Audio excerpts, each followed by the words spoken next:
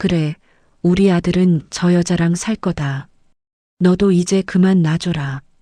그 말을 들은 순간 저는 귀가 아니라 심장이 먼저 멎는 줄 알았습니다. 시어머니 입가엔 어딘가 홀가분한 미소까지 떠 있었고 제 옆에 앉은 남편은 고개 한번 돌려보지 않은 채 맞은편에 앉아 있는 그 여자 손을 꼭 잡고 있었습니다. 식탁 위에는 제가 차린 반찬들이 그대로 놓여 있었지만 젓가락을 드는 사람은 아무도 없었고 시댁 식구들은 하나같이 제 눈을 피한 채 그래, 민수도 행복해야지라며 그 둘의 앞날을 축복하고 있었죠. 그날 저는 버림받은 아내에서 한순간에 방해꾼이 되어 있었습니다. 눈앞에서 남편은 새 여자와의 미래를 이야기하고 시어머니는 제 손을 잡는 대신 제 자리를 빼앗아 넘기고 있었으니까요. 그런데 몇 년 뒤 똑같은 그 거실, 똑같은 식탁 앞에 시댁 식구들을 다시 앉혀놓고 제가 이렇게 말하게 될 줄은 그 누구도 상상하지 못했을 겁니다.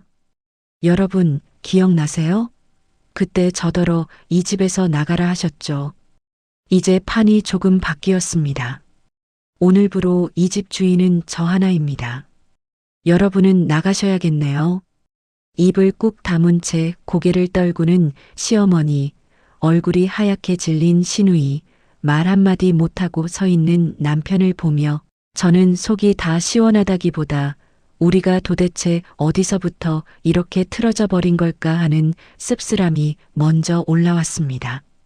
남편의 외도로 시작된 배신이 어떻게 이 지경까지 번져서 시댁 전체의 운명을 뒤집어 놓게 되었을까요? 지금 이 나이에 뒤돌아보면 그때 제가 했던 선택이 정말 옳았는지 여전히 스스로에게 수없이 되묻게 됩니다. 도대체 그 사이 우리 가족에게 무슨 일이 있었던 걸까요? 사연 시작하겠습니다. 먼저 구독과 좋아요를 눌러주시면 행복이 찾아옵니다.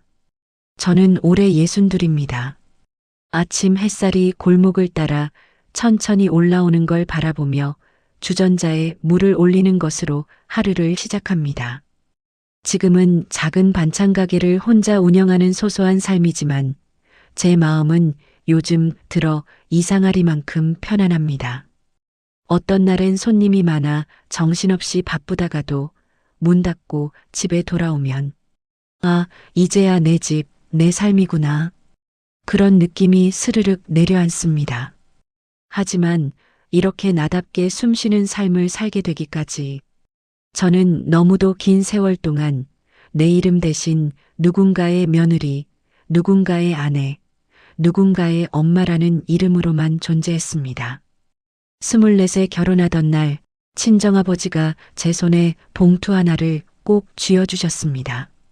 얘야, 시집가서도 내 몫은 잃지 마라. 그래도 내 이름으로 뭐 하나는 가져야 한다. 그 말이 그땐 워낙 당연하게 들렸습니다.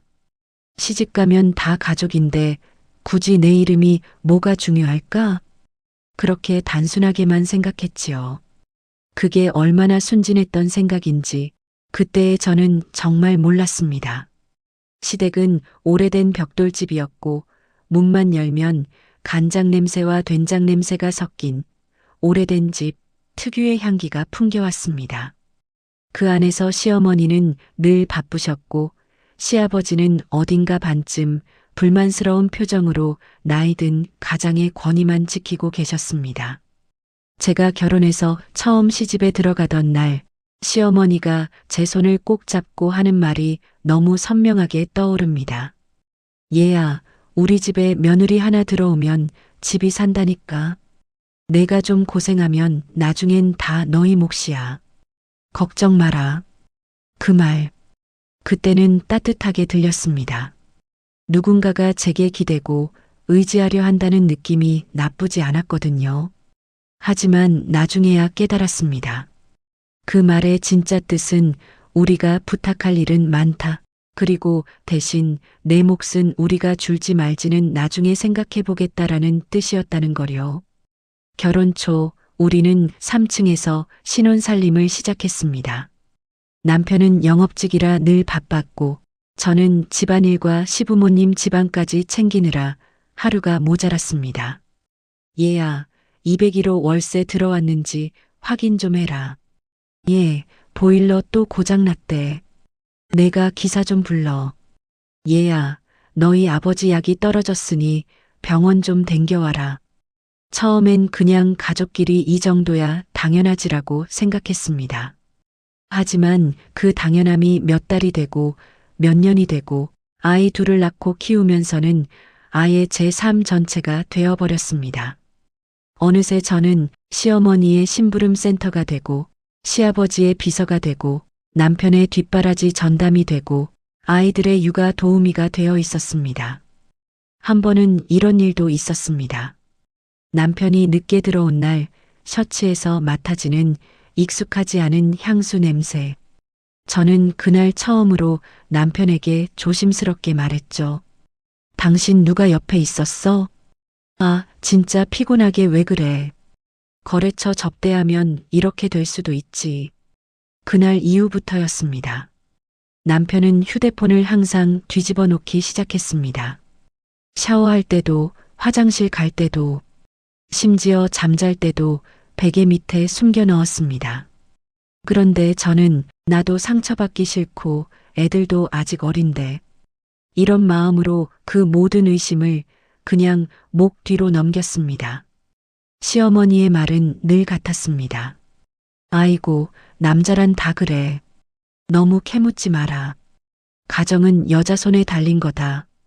저는 그 말이 어른의 지혜라고 믿었습니다. 실은 제 입을 틀어막는 말이라는 걸 모르고 말이죠. 그런 생활이 쌓이고 쌓이면서 어느 날 문득 거울을 보는데 저는 놀랐습니다. 거울 속의 여자가 너무 낯설었습니다. 피곤하고 지쳐있고 웃을 줄 알았던 얼굴이 굳어 있었고 내가 뭘 원하는지도 모르는 사람이 되어 있었습니다. 그런데도 그때까지 저는 내 삶이 조금 버겁긴 해도 그래도 평온하다. 이렇게 스스로를 속이고 있었습니다. 하지만 사실은 이미 제 인생 곳곳에 작은 금이 가고 있었던 겁니다.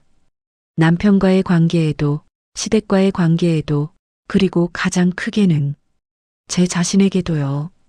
그 금이 점점 벌어져 참을 수 없는 균열이 되기까지 제게는 그리 오랜 시간이 필요하지 않았습니다.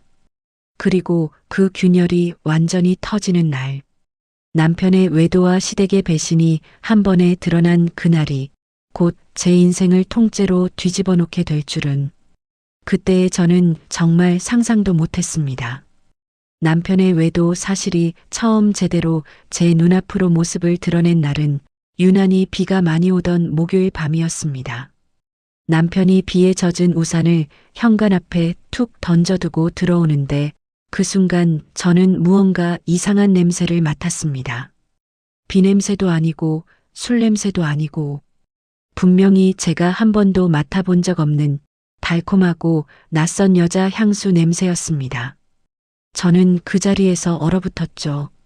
그날따라 남편이 씻기 전까지 휴대폰을 손에서 절대 놓지 않는 모습이 유난히 더 신경 쓰였습니다. 왜 이렇게 불안하지? 남편이 샤워실 문을 닫는 순간 탁자 위 조용히 진동하는 휴대폰을 쳐다보며 가슴이 미친 듯이 뛰기 시작했습니다. 저는 원래 남의 물건을 뒤지는 사람이 아니었습니다. 단 한 번도 남편 휴대폰을 본 적이 없었죠.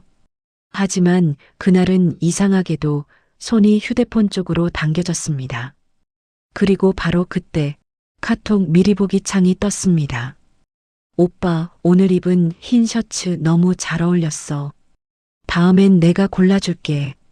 손끝에서 힘이 빠져 휴대폰을 놓칠 뻔했습니다. 심장이 막혔고 눈앞이 핑 돌았습니다. 흰 셔츠? 그건 제가 아침에 다림질에 걸어둔 셔츠였습니다. 남편이 준 선물도 아니고 제가 새벽같이 일어나 다려준 그 셔츠. 그걸 보고 다른 여자가 감탄을 하고 있었다니. 휴대폰을 덮으려던 순간 또 한 줄이 떴습니다. 우리 집 근처에 집 보러 다녀왔어. 조만간 같이 갈까? 집을 본다고? 누구랑? 왜? 그 여자는 대체 누구길래 남편과 둘만의 집을 꿈꾸고 있는 건가? 저는 그 자리에서 무릎이 후들거려 의자에 털썩 주저앉았습니다. 그때 욕실에서 물이 쏟아지는 소리가 들렸습니다. 급하게 휴대폰을 제자리에 밀어넣고 숨을 크게 들이마셨습니다. 그날 밤 남편이 다 씻고 나올 때까지 저는 그 어떤 말도 꺼내지 못했습니다.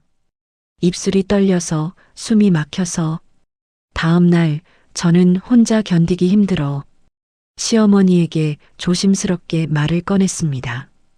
어머니 혹시 요즘 민수가 이상한 거 못 느끼셨어요? 왜? 뭔 일 있니? 다른 여자가 있는 것 같아요. 그 말에 시어머니는 입꼬리를 비죽 올리며 말했습니다. 아이고 얘야, 요즘 남자들 다 그래. 너무 예민하게 굴지 마라. 그런 걸로 난리 친다고 달라질 것도 없다. 난리. 그 말에서 제 존재는 이미 예민한 며느리로 규정되어 있었습니다. 제가 느낀 충격과 배신감은 시어머니에게는 그저 사소한 일로 보였던 겁니다. 며칠 뒤 시어머니는 갑자기 가족회의를 한다며 모두를 시댁 거실로 불러 모았습니다. 그날 시댁 거실의 풍경은 지금도 눈에 선합니다.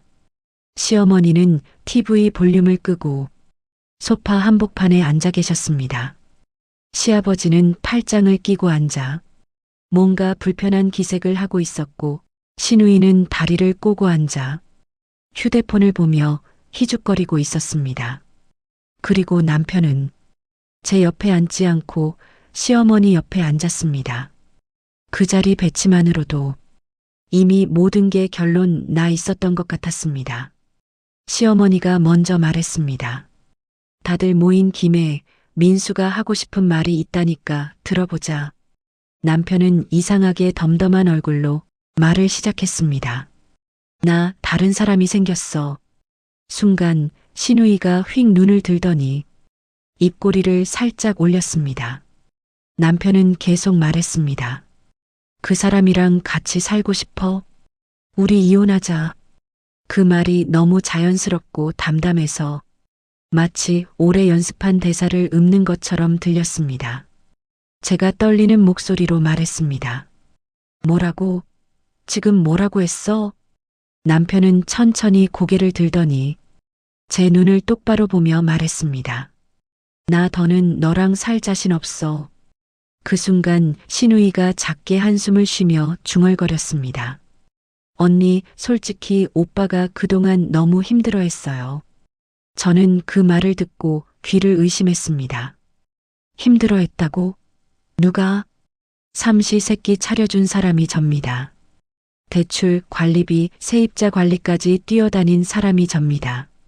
시부모 병원 갈 때마다 뒤에서 밀고 끌어준 사람이 접니다.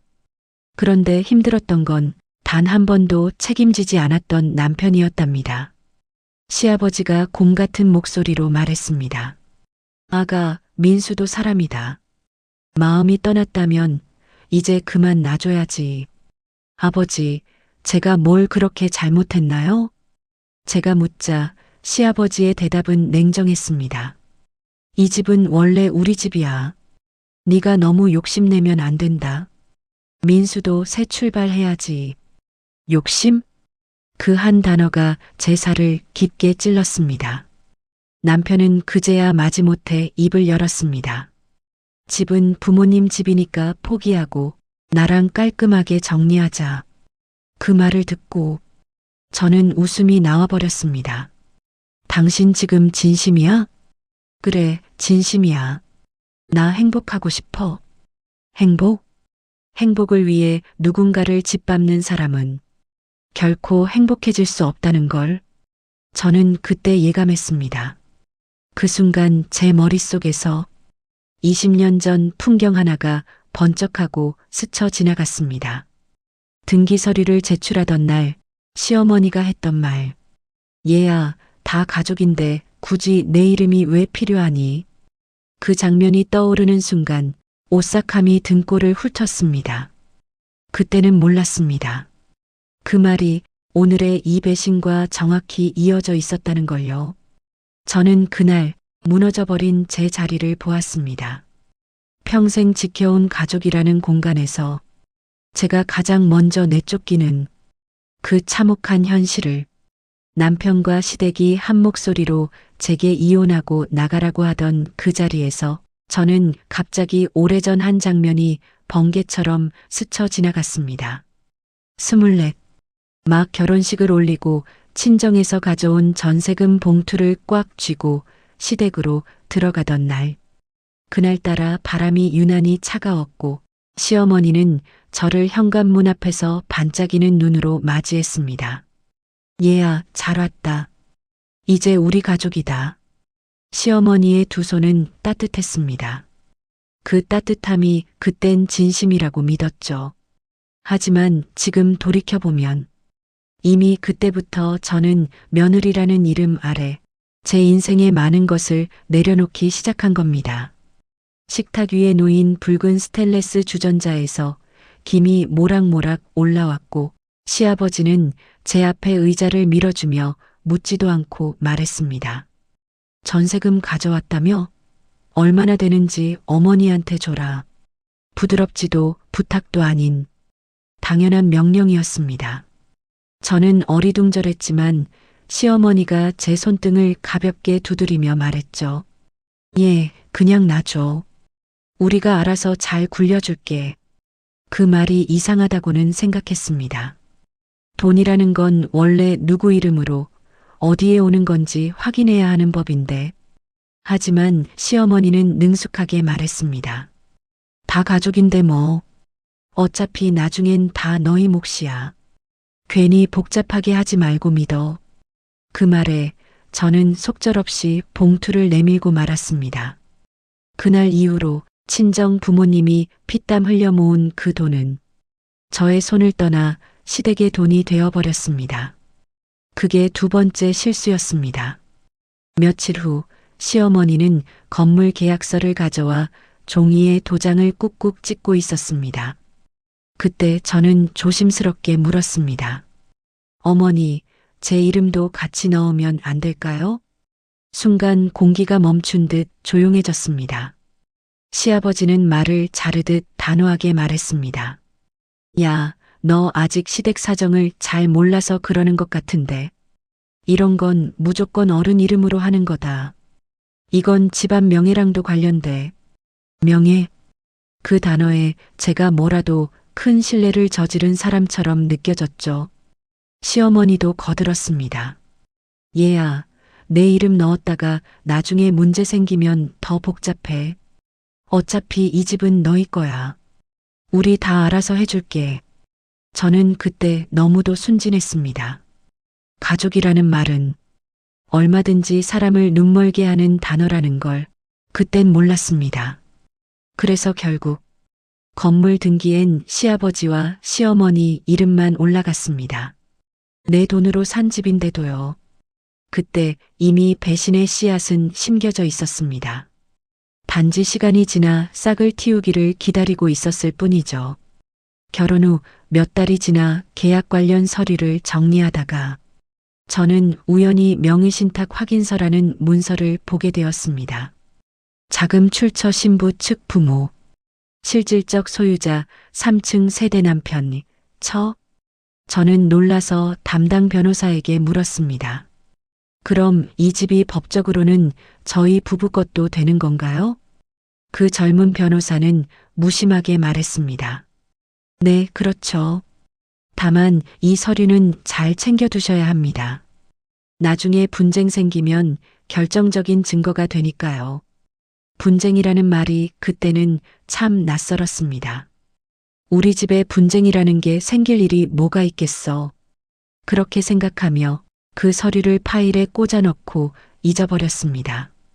그 서류가 20년 뒤 제가 시댁 전체를 뒤흔들어 놓을 폭탄이 될 줄은 그때의 저는 상상도 못했습니다. 결혼 후 집안 형편이 어려워지자 남편은 어느 날 퇴근하자마자 저에게 말했습니다. 당신 적금 들었던 거 있잖아. 아버지 사업이 힘들어. 그거 좀 깨면 안 될까? 그 말이 참 잔인했습니다.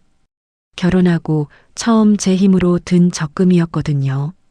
제가 비 오는 날에도 야시장 아르바이트하고 떡집 새벽반 뛰며 겨우 모은 돈이었는데, 하지만 시어머니는 말했습니다. 얘야, 그거 깨서 도와줘라. 우리가 나중에 내 애들 유산 많이 줄게. 유산? 저는 그 말에 흔들리고 말았습니다. 그리고 결국 적금을 해약해 그 돈도 시아버지 사업비 갚는데 들어갔습니다. 지금 생각하면 그게 제 인생에서 가장 치명적인 실수였습니다. 왜냐하면 그 희생은 당연한 것이 되었고 제가 평생 희생해도 그럴 줄 알았다는 태도만 남겼으니까요. 가족회의에서 남편이 제게 이혼을 요구하고 시어머니가 저를 설득하는 척하며 말했죠.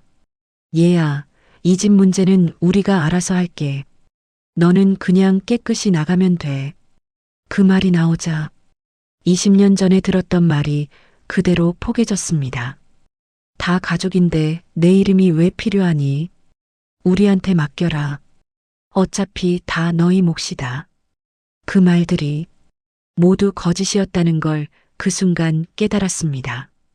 그들은 제가 묻지도 따지지도 않고 가족이라는 말 한마디에 모든 걸 내어준 그 순진함을 20년 동안 이용해 온 것이었습니다. 그때 저는 알았습니다. 내가 겪은 배신은 오늘 생긴 게 아니었다는 걸. 20년 전 돈을 내고도 이름을 내주지 않았던 바로 그날부터 이미 시작된 일이었다는 걸. 그리고 그 작은 잘못된 날이 이제 제 삶 전체를 뒤흔드는 거대한 폭풍이 되어 눈앞에서 터지고 있었습니다. 남편의 외도 고백이 나온 날 시댁 거실의 공기는 마치 오래된 창고처럼 눅눅하고 무겁게 가라앉아 있었습니다.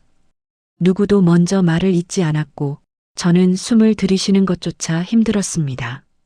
마치 얼굴 한가운데 큰 돌덩이를 얹어놓은 것처럼 숨소리 하나에도 가슴이 더 무거워졌지요. 남편은 제 시선을 피하지도 않았습니다. 그저 내가 할 말 했다는 듯 무표정했죠. 그 무표정이 저를 더 무너뜨렸습니다. 그래, 이혼해. 너도 이제 놔줘. 시댁의 판결 같은 말. 그 침묵을 깨고 시어머니가 먼저 입을 열었습니다. 얘야, 민수가 마음이 떠났다는데 어떡하겠니? 남자란 원래 그래. 한 사람하고 평생 가는 사람 거의 없다. 저는 믿을 수 없었습니다. 어머니, 지금 남편 편만 드시는 거예요? 저한테 잘못했다는 말은 한마디도 없으세요? 시어머니는 눈도 마주치지 않은 채 말했습니다. 잘못했다더라. 근데 마음이 떠났다면 억지로 붙잡아도 무슨 소용이 있니? 너도 이제 저 좀 떼고 살아라. 저? 그 말은 정말 너무했습니다. 20살 아이도 아니고 애 둘을 낳아 키우고 시댁을 20년 챙긴 며느리에게 할 말이 그거라니. 그 순간 제 안에 무언가가 부서지는 소리가 났습니다. 신우이는 다리를 꼬고 앉은 채 휴대폰을 만지작거리다가 툭 내뱉듯 말했습니다. 언니, 솔직히 오빠가 힘들어했던 것도 사실이지 않아요? 언니 너무 현실적이고 좀 답답하잖아요. 저는 손에서 힘이 빠져 무릎 위에서 손이 덜덜 떨렸습니다. 너 지금 내 오빠가 바람난 걸 두둔하는 거야? 그게 아니라 언니도 좀 바뀌어야 한다는 거죠. 오빠가 숨 막힌다잖아요. 숨 막힌다? 저 때문에? 그 말은 제 가슴을 단칼로 내리쳤습니다. 저는 떨리는 목소리로 말했습니다. 내 오빠가 늦게 들어오고 휴대폰 뒤집어두고 술 약속 핑계 대던 이유를 나한테 돌리겠다는 거야? 신우이는 다시 말했습니다. 형수님도 여자인데 좀 이해해줘야죠. 사람 마음이 변할 수도 있잖아요. 순간 제 목에서 마른 웃음이 튀어나왔습니다. 변하라고 한 적도 없고 변할 거라고 상상도 못했다. 근데 너희는 어쩜 이렇게 당당하게 오빠 편만 들어? 그날 신우이의 표정. 마치 드라마 속 악역처럼 비웃는 그 표정이 지금도 잊히지 않습니다. 마지막으로 시아버지가 입을 열었습니다. 아가, 우리는 너 고생한 거 모르는 거 아니야. 근데 이 집 문제는 우리 집 문제야. 네가 너무 욕심내지 마라. 욕심? 그 말을 듣는 순간 머리가 쿵 울렸습니다. 아버지, 저도 이 집에 제 돈 넣었어요. 대출도 제 적금 깨서 막았잖아요. 그걸 욕심이라고 하세요? 시아버지는 눈도 깜빡하지 않고 말했습니다. 그건 내가 며느리로서 한 일이야. 며느리가 집안일 돕는 건 당연한 거고, 며느리라서 당연하다. 그 말이 20년 동안 제가 해온 모든 희생을 단 한 줄로 무시한 순간이었습니다. 그때 저는 깨달았습니다. 이 집에서 나는 없었다는 걸. 나는 그저 시댁이라는 거대한 집안의 기둥 하나였을 뿐. 나는 식구가 아니라 도구였다는 걸. 남편의 마지막 말, 결정적인 배신. 잠시 침묵이 흐른 후 남편이 한숨을 쉬며 말했습니다. 나 그 사람이랑 살고 싶어. 너랑은 더는 못 살겠어. 그래서 집에서 나가라는 거야? 남편은 잠시 머뭇거리더니 말했습니다. 집은 부모님 거니까 너는 그냥 나가. 그 말이 끝나자 제 심장은 그대로 바닥에 떨어진 느낌이었습니다. 우리 부부의 집, 내가 반죽처럼 빨래하고 청소하고 애 키우고 대출 갚고 집수리 다 하고 그 20년의 흔적은 아무 의미 없다는 듯 남편은 단 하나도 망설이지 않고 말했습니다.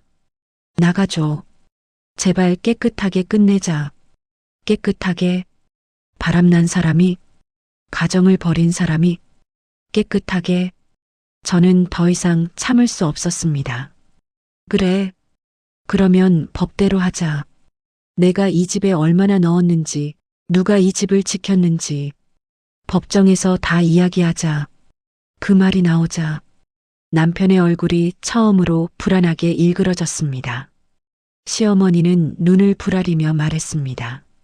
아가, 너 지금 도대체 무슨 말을 하는 거야? 저는 조용히 그러나 단단한 목소리로 말했습니다. 이제 더는 만만한 며느리 아니에요. 저도 제 인생 좀 찾겠습니다. 그날 밤 집으로 돌아와 불 꺼진 거실에 혼자 앉아 있는데 하루 동안 들었던 모든 말들이 머릿속에서 되감기처럼 돌아갔습니다. 남자란 다 그래. 민수도 사람이다. 욕심내지 마라. 며느리는 당연히 집안 도와야지. 나가라. 그 말들이 가슴을 난도질했습니다. 그때 저는 알았습니다. 내가 평생 지켜온 가족이라는 집이 그날 한순간에 무너졌다는 것을. 무너진 것은 집이 아니라 내가 믿어온 모든 관계였다는 것을. 그리고 그 무너진 틈 사이로 오래전에 잊어버린 어떤 서류가 아주 천천히 다시 떠올랐습니다. 시댁 거실에서 들은 말들이 밤새 머릿속을 갈기갈기 찢어놓았습니다. 욕심내지 마라. 나가라. 집은 우리 거다. 그 말들이 마치 모처럼 가슴에 박혀 숨조차 제대로 쉴 수 없었습니다. 그날 밤 집으로 돌아와 불 꺼진 방에 혼자 앉아 있자니 가슴속 깊은 곳에서 오래 묵혀있던 분노가 천천히 그러나 확실하게 올라오기 시작했습니다. 그래, 법대로라 했지? 그러면 내가 가진 게 뭔지부터 확인해야지. 그렇게 저는 20년 동안 한 번도 제대로 열어본 적 없던 커튼 뒤 낡은 장롱 속 상자 하나를 꺼냈습니다. 손잡이가 녹슬어 있는 철제 상자. 결혼 때부터 문서들만 쌓아두던 상자였습니다. 먼지를 털어낸 뒤 숨을 한번 크게 들이마시고 뚜껑을 열었습니다. 상자 안에는 재산세 고지서, 세입자 계약서, 남편 대출 서류, 20년 전에 등기부등본 사본까지 뒤섞여 있었습니다. 숨 가쁘게 종이를 넘기며 찾던 중 누렇게 바랜 서류 한 묶음이 제 손끝에 걸렸습니다. 표지에는 이렇게 쓰여 있었습니다. 3층 세대 명의신탁 관련 문서. 손이 떨렸습니다. 저도 모르게 입에서 작은 탄식이 새어나왔습니다. 그래, 이게 있었지. 그동안 잊고 살았던 서류. 당시엔 분쟁 같은 건 우리 집에 없겠지 하고 무심코 파일 속에 넣어두었던 그 서류. 나는 떨리는 손으로 첫 페이지를 펼쳤습니다. 첫 장에는 이렇게 적혀 있었습니다. 자금 출처 신부 친정 아버지 모. 해당 자금은 3층 세대의 실질적 소유권을 갖는데 사용됨. 그 밑에는 시아버지와 남편의 서명이 각각 찍혀 있었고 그 옆에 어설프지만 분명 제 서명도 있었습니다. 그 순간 저는 마치 세상에서 잊혀졌던 내 이름이 종이 속에서 다시 살아 움직이는 것 같았습니다. 이 집에 내 몫이 있었던 거네. 누구도 알려주지 않았던 이야기.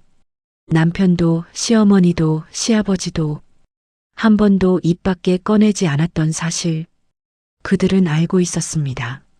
내 돈으로 산 집이라는 걸, 내 몫이 법적으로 존재한다는 걸.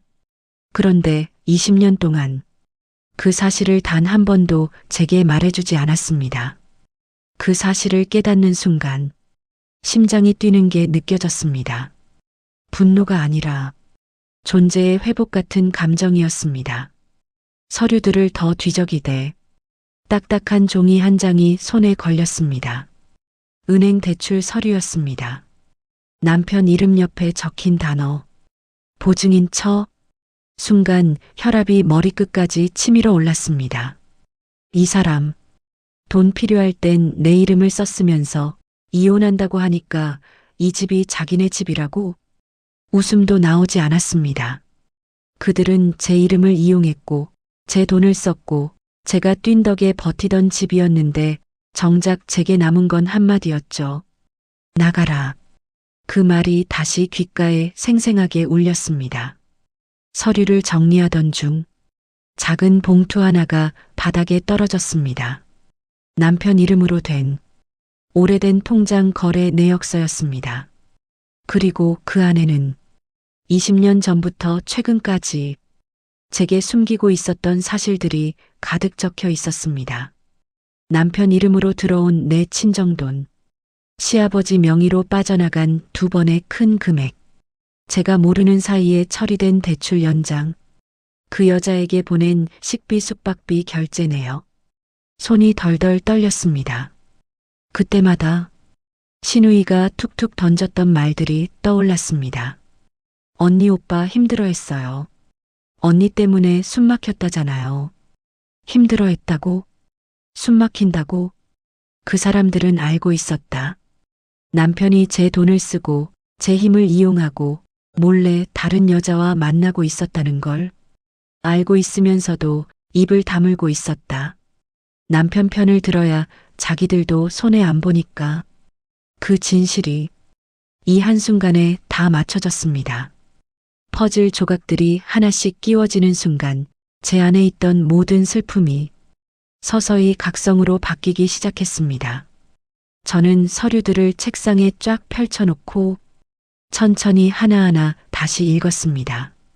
자금 출처 신부 측, 실질적 소유자 남편 처, 보증인 처, 대출 상환 내역 처, 그 모든 문서가 말하고 있었습니다. 이 집은 당신 몫입니다. 당신이 지킨 집입니다. 그런데 시댁은 뭐라고 했죠? 욕심내지 마라. 이 집은 우리 집이다. 깨끗이 손 떼고 나가라. 그 순간 깨달았습니다.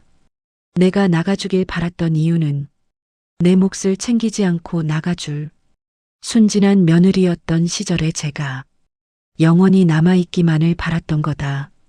서류 위에 손을 올리며 저는 중얼거렸습니다. 절대 이번엔 안 빼앗긴다.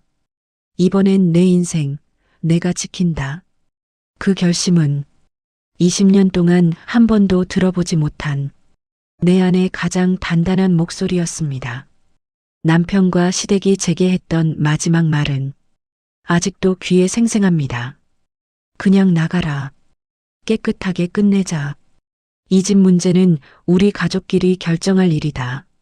너도 이제 욕심 좀 버려라. 그 말들이 제 가슴을 갈라놓은 날, 저는 그 이야기대로 깨끗하게 정리하러 갔습니다. 단지 그들이 예상한 방향과는 완전히 다른 방식으로 이혼 조정 신청서, 3층 건물 명의 신탁 확인서, 제가 대출 보증한 서류, 남편의 외도 증거, 그리고 친정 부모님이 제게 맡겼던 마지막 편지까지 두 손으로 꼭 쥐고 저는 법원 앞에 서 있었습니다. 바람이 차가웠지만 제 눈빛은 그 어느 때보다 단단했습니다. 오늘 끝내자. 더는 빼앗기지 않는다. 스스로 그렇게 되뇌며 저는 법정 안으로 걸음을 옮겼습니다. 조정실 문이 열리자 시아버지, 시어머니, 시누이, 남편까지 모두 자리에 앉아 있었습니다. 제 모습을 본 시어머니는 첫마디를 이렇게 꺼냈습니다. 얘야, 우리가 이렇게까지 할 게 뭐 있니? 민수랑 그 여자 문제는 그냥 서로 양보하고 떨어져 살자. 저는 고개를 들지 않고 서류를 탁 내려놓았습니다. 명의신탁 확인서 원본. 탁 하는 소리에 모두의 시선이 서류에 꽂혔습니다. 그리고 다음 순간 시누이의 입에서 작은 비명이 새어나왔습니다. 저게 왜 여기 있어? 저는 조용히 말했습니다. 왜냐고? 내가 주인이니까. 남편의 얼굴이 순식간에 창백해졌습니다. 판사님이 서류를 살피며 말했습니다. 여기 자금 출처는 신부 측 부모라고 되어 있는데 이 부분에 대해 시댁분들은 알고 계셨나요? 시아버지는 당황한 듯 목소리를 낮추고 말했습니다. 그때는 서로 믿고 그냥 형식상. 저는 바로 끼어들었습니다. 형식이요? 저희 친정이 낸 돈으로 사놓고 왜 지금까지 단 한 번도 제 이름을 넣지 않은 거죠? 시어머니는 오히려 화를 내며 말했습니다. 아니, 며느리가 도와주는 게 당연하잖아. 우리가 그걸 악용했다고 말할 순 없지. 그 말에 판사가 다시 물었습니다. 그럼 왜 며느리를 보증인으로 넣으신 겁니까? 시댁 식구들은 눈을 마주치지 못했습니다. 저는 가방에서 파일을 하나 꺼냈습니다. 남편의 통장 거래 내역과 그 여자에게 보낸 송금 기록 사본이었습니다. 제가 모르는 사이에 우리 부부 명의의 건물에서 나오는 임대료가 어디로 빠져나갔는지 아세요? 남편은 벌벌 떨며 중얼거렸습니다. 그건 그게 아니라 그냥 도와준 거야. 저는 차갑게 말했습니다. 도와준 거? 숙박비, 식비, 렌터카 비용. 여행 도와준 거였나 보죠. 순간 조정실 전체의 공기가 얼어붙었습니다. 시어머니가 남편에게 소리쳤습니다. 민수야, 너 미쳤니? 이런 걸 왜 저 여자한테 보여주게 만들어? 저 여자? 그 말에 저는 씩 웃으며 말했습니다. 어머니, 아직 시작도 안 했어요. 판사님이 조용히 제 쪽을 보며 말했습니다. 부인께서 제출하신 서류만으로도 3층 건물은 실질적으로 부인 소유로 인정될 가능성이 큽니다. 그 순간 시어머니는 자리에서 벌떡 일어났습니다. 판사님, 그 집은 우리 집이에요. 내가 평생 지켜온 우리 집이라고. 판사님은 단호하게 말했습니다. 명의신탁이 사실이라면 법적으로는 며느님 재산입니다. 그 말에 시누이가 바닥에 주저앉았고 남편은 얼굴을 감싸쥐었습니다. 분위기는 완전히 뒤집혔습니다. 저는 조용히 그러나 모든 사람이 들을 수 있도록 또렷하게 말했습니다. 여러분이 그토록 지키고 싶어 하던 그 집, 저더러 나가라던 그 집 제 겁니다. 정적? 그 말은 시댁 전체의 인생을 뒤집어 놓는 일종의 선고였습니다. 시어머니는 입술을 떨며 말했습니다. 그럼 우린 어디로 가라고? 저는 단호하게 답했습니다. 이제라도 책임지세요. 저더러 하던 말을 똑같이 돌려드릴게요. 그리고 마지막으로 이렇게 말했습니다. 깨끗하게 정리합시다. 남편은 재산 분할에서 한 푼도 가져가지 못했고 바람 상대는 오히려 위자료까지 물어야 했습니다. 시어머니와 시누이는 수십 년간 내 집이라 믿었던 그곳에서 짐을 싸서 나가야 했습니다. 그들은 떠나며 마지막까지 말했습니다. 우릴 이렇게 만든 게 너다. 저는 조용히 대답했습니다. 저는 제 몫을 되찾았을 뿐이에요. 시댁 사람들은 결국 그토록 우리 집이라 우기던 3층 건물에서 정말로 짐을 싸서 나가야 했습니다. 짐이라고 해봐야 오래된 이불, 낡은 찬장, 그리고 서로에게 쌓인 원망뿐이었지만요. 그날 제가 20년 동안 쓸고 닦고 정리해 온 집 앞에서 시어머니는 마지막 남은 자존심을 붙잡듯 작게 중얼거렸습니다. 얘야, 정말 이렇게까지 해야 했니?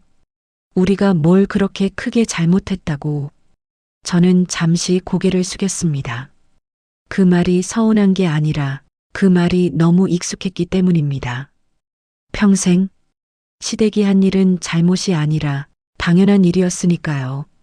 그러나 이제는 제가 더 이상 그 당연함을 받아들일 이유가 없었습니다. 짐을 싣던 남편이 저를 힐끗 바라봤습니다. 그 시선엔 화도, 원망도, 미안함도 아닌 그저 패배한 사람의 눈빛만이 남아 있었습니다. 그 순간 저는 알았습니다. 우리 관계는 더 이상 고칠 수 없다는 걸. 시어머니는 한참을 미적거리다 저에게 다가와 말했습니다. 그래도 너 때문에 우리가 길바닥 나앉게 생겼고 너만 편하게 사는 거 아니냐? 그 말이 끝나자 저는 눈을 감았다 뜨며 조용히 대답했습니다. 어머니, 편하게요? 제가 편해 보이세요? 20년 동안 제 못 한 번 챙기지 못하고 사람 취급도 못 받으면서 살았어요. 지금은 제 인생을 되찾는 것뿐이에요. 시어머니의 입술이 파르르 떨렸습니다. 그럼 우리 어디로 가라고? 저는 잠시 망설이다 말했습니다. 어머니도 저도 이제 각자 살아야죠. 그게 더 이상 상처 안 주는 길이니까요. 시어머니는 그 말에 아무 말도 하지 못했습니다. 한참 후 무너진 목소리로 이렇게 말했습니다. 너에게 미안한 마음이 없었던 건 아니다. 다만 우리 방식대로 했던 거지. 그 말에 저는 조용히 고개를 떨구었습니다. 그 방식이 누군가에게는 평생 상처가 될 수도 있다는 걸 이제라도 알아주셨으면 좋겠어요. 그 말은 책망이 아니라 진심이었습니다. 남편은 마지막으로 제 앞에 섰습니다. 머리는 헝클어져 있었고 스스로도 감당 못할 후회가 얼굴에 가득했죠. 미안하다. 내가 더 잘했어야 했는데 예전 같았으면 그 말 한마디에 울고 용서하고 또다시 돌아가는 선택을 했을지도 모릅니다. 하지만 저는 그 말을 들으면서도 신기하게 아무 감정이 없었습니다. 원망도, 분노도, 애증도, 게다가 용서도 수십 번 불에 그을린 종이처럼 모든 감정이 다 타버려 남는 게 없었기 때문일 겁니다. 저는 조용히 말했습니다. 이제 서로 위해서라도 여기서 끝내는 게 맞아요. 남편은 눈을 감고 고개를 끄덕였습니다. 그래, 내가 맞다. 그 말이 우리 둘 사이의 마지막 대화였습니다. 시댁 식구들이 모두 떠난 후 집안에는 20년 만에 처음으로 담담한 고요가 찾아왔습니다. 거실 한복판에 서서 천천히 집을 둘러보았습니다. 벽에 남은 못자국, 하얗게 벗겨진 몰딩, 식탁 아래 쌓인 낡은 발자국들. 그 속엔 제가 울고 웃고 희생하고 버텼던 모든 시간이 고스란히 배어 있었습니다. 하지만 희한하게도 후회는 없었습니다. 그저 이런 생각만 들었습니다. 그래, 이제부터라도 내 인생을 누려야지. 며칠 뒤 신우이에게서 전화가 왔습니다. 예상 밖이었습니다. 언니 미안해. 그땐 내가 어려서 그냥 오빠 편만 드는 게 당연한 줄 알았어. 저는 한참 동안 말이 나오지 않았습니다. 누군가에게서 미안하다는 말을 처음 들었기 때문이었습니다. 그래. 그래도 이제 알았다면 됐어. 신우이는 흐느끼며 말했습니다. 언니, 혹시 언젠가 우리. 저는 그 말을 조용히 잘랐습니다. 지금은 서로 시간을 갖자. 미움도 용서도 시간이 지나면 자연스레 정리될 거야. 그 말이 우리 사이의 신락 같은 정리였습니다. 모든 것이 끝난 후 저는 방 창문을 활짝 열었습니다. 바람이 들어와 커튼을 크게 흔들었습니다. 햇살이 부엌을 가득 채우고 먼지들 사이로 빛이 흩어졌습니다. 이 집은 누군가의 명의도 누군가의 욕심도 아닌 처음부터 내 몫이었고 이제는 내 삶이 되어 있었습니다. 저는 조용히 혼잣말을 했습니다. 그래도 서로 상처만 남은 채 끝날 수밖에 없었구나. 이제라도 나는 난대로 살아볼게. 그 말과 함께 가슴 깊은 곳에서 오래 묵은 돌덩이가 툭 하고 떨어져 나갔습니다. 20년 만에 처음 느끼는 진짜 자유였습니다. 시댁 식구들이 모두 떠나고 집안에 다시 고요가 찾아온 어느 날 밤이었습니다. 제가 정리한 집의 작은 창가 앞에 앉아 따뜻한 차 한 잔을 손에 쥐고 있었는데 바람에 흔들리는 커튼 사이로 늦은 햇살이 천천히 스며들었습니다. 그 빛을 보고 있는데 문득 이런 생각이 들었습니다. 그래, 내가 지탱해온 20년은 헛되지 않았구나. 누군가가 내 삶을 대신 살아주지 않는다는 걸, 누군가가 나의 희생을 대신 기억해주지 않는다는 걸 이제야 비로소 깨달았습니다. 저는 어떤 날에는 남편에게, 시어머니에게, 시누이에게 서운함을 느끼고 상처를 받고 그걸 가족이니까 참고 넘어갔습니다. 그러다 어느 날 그들이 먼저 저를 가족이 아니다라고 내쳤습니다. 그 순간 비로소 알게 되었죠. 가족이란 피로 묶이는 게 아니라 서로의 삶을 지켜주고 서로를 사람으로 대하는 마음으로 묶이는 것이라는 걸. 그리고 그 마음이 사라지는 순간 아무리 오래 함께 살아도 가족처럼 남을 수 없다는 것을요. 저는 이제 누구에게 인정받으려고 애쓰지 않습니다. 누구에게 희생만 강요받는 삶에서 벗어났으니까요.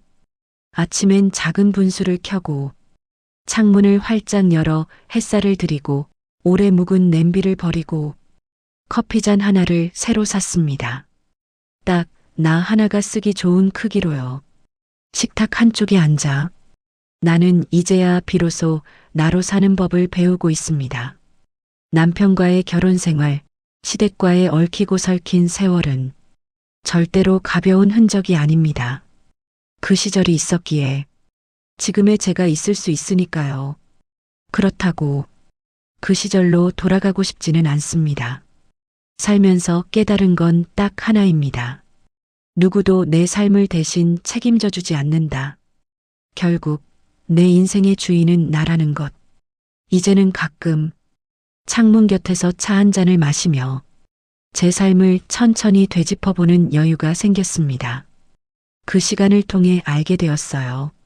상처는 시간이 지나면 아물고 내 몫은 내가 지켜야 하며 가족이라 해도 나를 잃어가면서까지 붙잡고 있을 이유는 없다는 것. 여러분이라면 그때 제 자리에서 어떤 선택을 하셨을까요? 혹시 지금도 누군가에게 이해받지 못하는 희생을 하고 계신가요? 혹은 가족이라는 이름 아래 분명히 잘못된 일을 참고 넘기고 계신가요? 이 이야기를 듣고 계신 여러분의 마음속 사연도 댓글로 나눠주시면 좋겠습니다. 누군가에게 큰 위로가 될지도 모르니까요. 사연 들어주셔서 감사합니다. 여러분의 구독, 좋아요, 댓글은 저에게 정말 큰 힘이 됩니다.